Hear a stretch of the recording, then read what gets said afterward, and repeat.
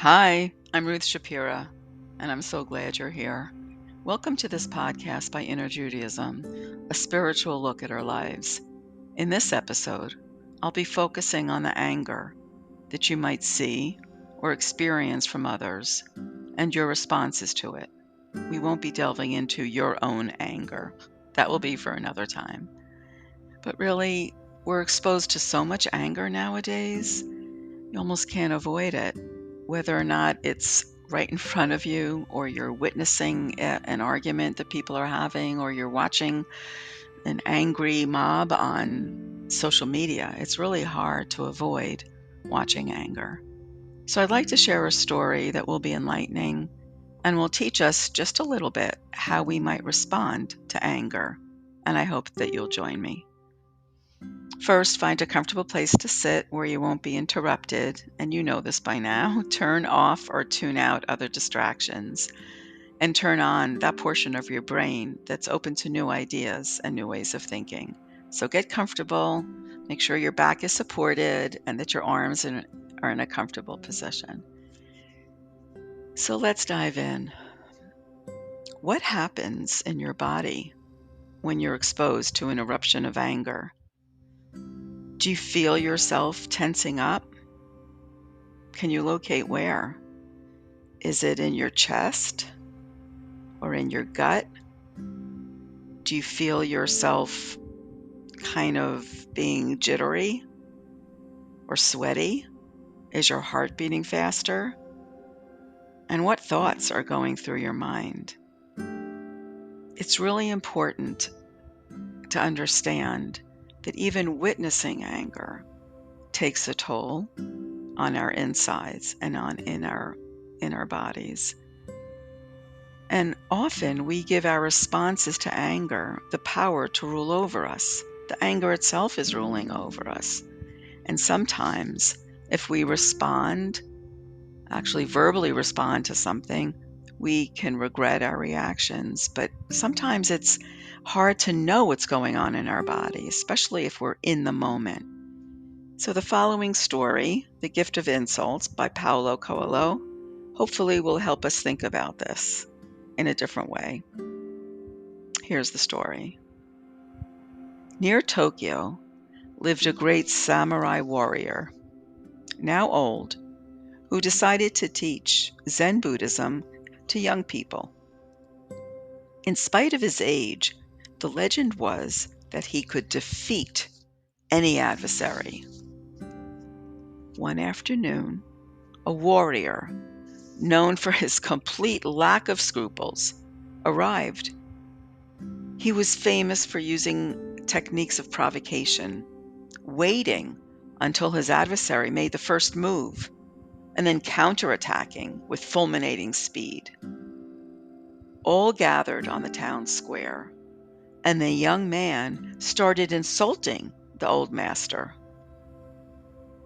He threw a few rocks in his direction, spat in his face, shouted every insult under the sun.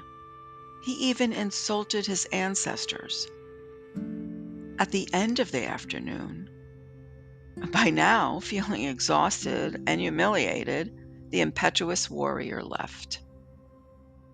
Disappointed by the fact that the master had received so many insults and provocations, the students asked, "How could you bear such indignity? Why didn't you use your sword, even knowing you might lose the fight, instead of displaying your cowardice in front of us all?" If someone comes to you with a gift and you do not accept it, who does the gift belong to? Asked the samurai. He who tried to deliver it, replied one of his disciples. The same goes for envy, anger, and insults, said the master. When they are not accepted, they continue to belong to the one who carried them. I love this story because there's really so much in it. There's the lack of ego that this master feels that he needs to show his students. There's the composure he has, even as the stakes are higher every single time by his adversary. First insults and then throwing rocks, spitting. So even as that was being ramped up, the samurai did not lose his composure. And he didn't care about honor. He didn't care about his own honor in front of other people in the town square. He remained calm. He knew exactly what his goal was. So, what behaviors are required for us to be able to think and react in this way? Well, the very first thing we may need to think about is taking on the stance of being a witness in our own lives. Just as the samurai who was able to be above the situation, we need to look at situations and experience them more objectively without an emotional investment. It means not taking the melodrama of our lives so intensely. Is that hard? Absolutely. Does it take training and practice? Yes.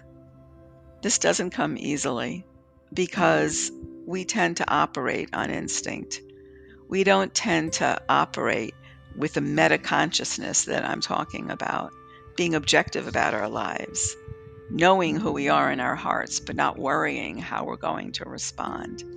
But when we do remember who we are inside, really, then we're not really just simply about our egos, about how we look to other people, or people who just react on instinct.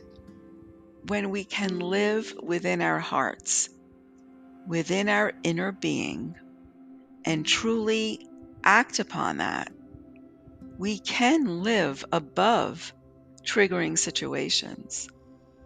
But it does take practice.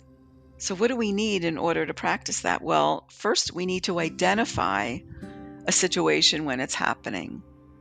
That's having the metaconsciousness. It's seeing a situation for what it is. It's an opportunity. It doesn't have a script. We create the script.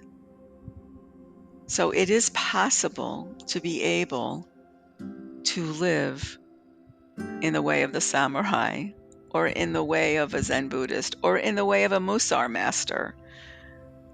So the Musar masters would not let a situation trigger a response. That is our goal. And that's the thought I want to leave you with today. May we learn with practice to be above the anger, either that is directed directly at us, or the anger that we even see from others. May we learn to focus on our responses, on our reactions, and take the time that we need to be able to be a witness in our own lives. May we have the ability to look beyond the moment.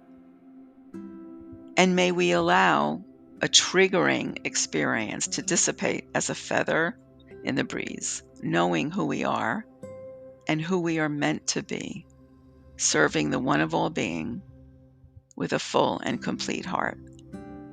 Thank you so much for listening, and through your increased awareness, I hope that you will always be on a path of learning and growth.